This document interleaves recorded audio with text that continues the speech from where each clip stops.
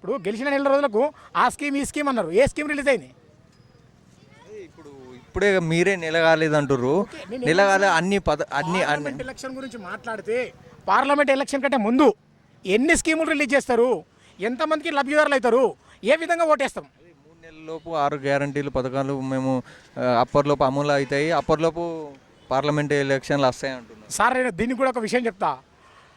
స్కీములు రిలీజ్ చేస్తున్నాం, మీరు పార్లమెంట్కి ఓటేయండి, ప్రతి ఏరియాలో 10 మందికి ఇచ్చి ఎలక్షన్ కూడా వచ్చేసిన తర్వాత మీరు రిలీజ్ చేస్తామంటే ఇప్పుడు మీరు కేసీఆర్ గురించి అంటున్నారు. ఇప్పుడు కేసీఆర్ ఇక్కడ ఒకవేళ 17 సీట్లు గెలిచినా ఆయన ప్రధాని ఏం కాలేడు. ఇప్పుడు మరి బీజేపీ ప్రధాని అవుతాడా లేకపోతే కాంగ్రెస్ ప్రధాని? సార్ 17 సీట్లకు ప్రైమ్ మినిస్టర్కి కంపేర్ చేయకండి మీరు. ఎందు గురించి అంటే అన్ని రాష్ట్రాలలో ఏ ముఖ్యమంత్రికి ఎంత అవగాహన ఉన్నది, ఏ ముఖ్యమంత్రి ఫైటరు, ఏ ముఖ్యమంత్రి ప్రత్యేక రాష్ట్రం తెచ్చిండు, ఏ ముఖ్యమంత్రి చావుదాకెళ్ళి బయటకు వచ్చిండు, ఇది అబ్జర్వ్ చేసిరా? వచ్చారు కానీ పార్లమెంట్ ఎన్నికల్లో అట్లా కాదు కదా, వేరే రాష్ట్రాలలో అట్లా పట్టించుకోరు కదా. ఏ రాష్ట్రంకు ఆ రాష్ట్రం భాష అనుకుంటారు కదా. అలాగే రాహుల్ గాంధీ గారు మళ్ళీ ఏమైనా అవకాశం ఇస్తారా ప్రధానికి, లేకపోతే ముచ్చటగా మూడోసారి ప్రధాని నరేంద్ర మోడీ అయితే? సార్ నేను ఏమంటున్నా, ఇప్పుడు నాకు 2-3 తమ్ముళ్ళు ఉన్నారు. నా తమ్మునికి డ్యూటీ వస్తే నేను చెప్పినోనికి ఓటు వేయడాడు, నేను చెప్పినోనికి ఓటు వేయడు. నేను అడిగేది పార్లమెంట్ ఎన్నికల గురించి అడుగుతున్నాను. పార్లమెంట్ ఎలక్షన్ చెప్తున్నా నేను కూడా. ఇప్పుడు నా తమ్ముడు ఉన్నాడు, నా తమ్ముళ్ళు ఇద్దరు కూడా జాబ్ కోసం అప్లై చేశారు. ఒకవేళ ఇదే కాంగ్రెస్ ప్రభుత్వంలో మనకి జాబ్ వచ్చింది అనుకో, నేనే పోయారా టీఆర్ఎస్ కోట్ వేయరా అంట. అరే ఏం మాట్లాడుతున్నావు అన్నాను. నాకు డ్యూటీ ఇచ్చింది కాంగ్రెస్ గవర్నమెంటు, నేను ఓటు వేయమంటే కాంగ్రెస్ గవర్నమెంట్కు, నేను వేస్తే ఓటు కాంగ్రెస్ గవర్నమెంట్కు. మా అమ్మ కూడా మా మా మా మా తమ్మునికి వదినగా వాడు చెప్పిన ఈ రాష్ట్రం కాదు కదా, అన్ని రాష్ట్రాలలో ఇప్పుడు టీఆర్ఎస్ అనేది బీఆర్ఎస్ పార్టీ అనేది అన్ని రాష్ట్రాలలో లేదు. బీజేపీ అన్ని రాష్ట్రాలలో ఉంది, కాంగ్రెస్కు పార్టీ అన్ని రాష్ట్రాలలో ఉంది. ఎవరు ఎన్ని సీట్లు ఎక్కువ లోక్సభ సీట్లు గెలిచి ఎవరు ప్రధాని అవుతారు? సార్ ఇప్పుడు ఎప్పుడైతే ప్రైమ్ మినిస్టర్ అయిండో నరేంద్ర మోడీ గత 10 ఏళ్ళుగా, ఎప్పుడు అంతకుముందుకు గుజరాత్ సీఎమే ఉండే ఆయన, అవునా కదా? అన్ని రాష్ట్రాల్లో సీఎం లేకుండే కదా, అయినా ఆయననే ఎందుకు ఛార్జ్ చేసారు? గుజరాత్ మంచి సేమ్ థింకింగ్, అదే థింకింగు.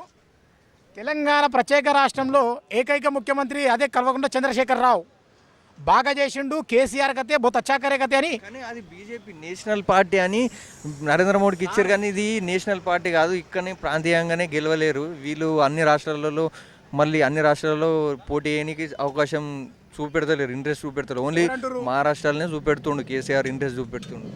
అలా సార్ ఒకటండి, మనకు నచ్చిన నాయకుడు దేశం అవతలు ఉన్న గుంజుకొచ్చేటంత సత్తా ప్రజలది. అన్ని రాష్ట్రాలలో కార్యాలయాలు ఓపెన్ చేయండి, సీఎం ప్రధానమంత్రి కాలేడు. ఎందుకు? మాకు ఢిల్లీలో ఆఫీస్ ఉంది, అన్ని రాష్ట్రాలలో లేదు కదా. మాకు ఢిల్లీలో ఉంది ఆఫీసు, కర్ణాటకలో కూడా ఉన్నది, మహారాష్ట్రలో కూడా ఉన్నది. ఇంతవరకు అంటే ఇవన్నీ ఇటువంటి యాత్రలు ఇవన్నీ చేస్తే అవి పనికి వచ్చేవి, ఇప్పుడు అయితే అవి పనికిరావని నేను అనుకుంటున్నాను. ఏ యాత్రలు చేసినా మోడీకి ఉన్నంత అనుభవము రాహుల్ గాంధీకి లేదంటారా? అవును, మోడీ చాలా నాలెడ్జ్ ఎక్కువ ఉన్న పర్సన్, సో అయితే బెటర్ నేను అనుకుంటున్నాను. మళ్ళీ బీజేపీ ప్రభుత్వమే వస్తుంది అంటారా? అవును, ఖచ్చితంగా వచ్చే అవకాశం అదే ఉంది బీజేపీ. మనం రాహుల్ గాంధీని ప్రధానిగా చూసే అవకాశం లేదంటారా? ప్రజెంట్ అయితే లేదు, ఫ్యూచర్లో చెప్పలేము. ప్రజెంట్ అయితే లేదు. అదే వాళ్ళ కుటుంబం అంటేనే అన్ని త్యాగాలు, వాళ్ళ డాడీ కానీ వాళ్ళ వాళ్ళ ఇందిరాగాంధీ వాళ్ళ నాన్నమ్మ కానీ ప్రాణత్యాగాలు చేశారు. అలాగే ఈయన కూడా పదవి త్యాగాలు 2 సార్లు చేశాడు. మరి ఒక్కసారైనా వాళ్ళ కుటుంబం గురించి ఒక్కసారైనా ప్రధాని ఇద్దామని అవకాశం లేదా ప్రజలలో? అవును, అంటే ఇంతవరకు అంటే అలా నడిచేది, ఫ్యామిలీ ఎమోషన్ ఇటువంటి నడిచేది. ప్రజెంట్ అయితే అలా కాదు, ఎవరైతే క్యాపబుల్ అయ్యేదో వాళ్ళకే ఓటింగ్ అనేది జరుగుతుంది ప్రజెంట్ ఉన్న సిచ్యువేషన్స్ అయితే. ఎందుకంటే అందరూ ఎడ్యుకేటెడ్ కాబట్టి నేను అనుకోవడం అయితే ప్రజెంట్ నెక్స్ట్ వచ్చే లోక్సభ ఎలక్షన్స్లో నరేంద్ర మోడీ గారు వస్తారని నేను అనుకుంటున్నాను. మరి చిన్న పార్టీలు కలిసి ప్రభుత్వం ఏర్పాటు చేసి ప్రధాని అయ్యే అవకాశం లేదా అలా కూడా? ప్రజెంట్ ఉన్న సిచ్యువేషన్లో అయితే నేను అవ్వదని అనుకుంటున్నాను అన్న. ఎందుకంటే ప్రజెంట్ మెయిన్ మెజారిటీ అనేది బీజేపీకే ఉంది లోక్సభలో.